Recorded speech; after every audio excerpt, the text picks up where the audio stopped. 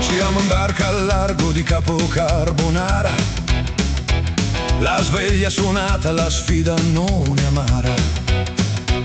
Gettiamo la rete nel blu più profondo, cercando i tesori del fondo del mondo. Le mani son rudi, sanno di sale, tiriamo sul carico, non c'è niente di male.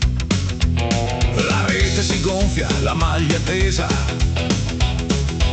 un'orata gigante, la nostra sorpresa. Braccia di ferro tra i nodi e le funi, non siamo pescatori di quelli comuni. Il gozzo traballa ma tiene la scia, mentre il mare ci canta la sua melodia. Il sole è già alto, la cesta è ben piena,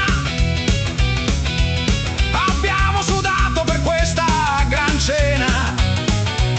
Rientriamo nel porto, attracco sicuro, scarichiamo l'argento dal muro scuro, ma sotto la pelle pulsa un'altra passione che aspetta soltanto la giusta occasione. Balla il rock tra le reti e il motore, Milasi Muse è un grido d'amore, dal sale sul viso al fumo del bar siamo pronti di nuovo a ricominciare.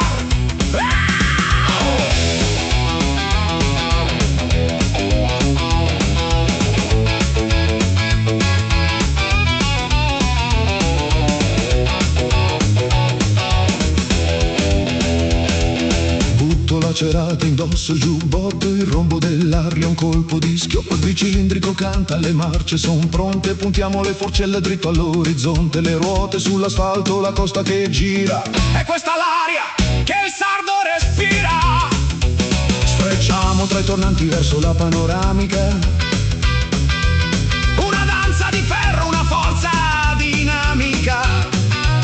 Il vento sul muso ci toglie la stanchezza, ogni curva di Lassimius è una carezza. Eravamo pescatori, ora siamo sovrani, con il sogno di ieri stretto tra le mani. Tira la rete!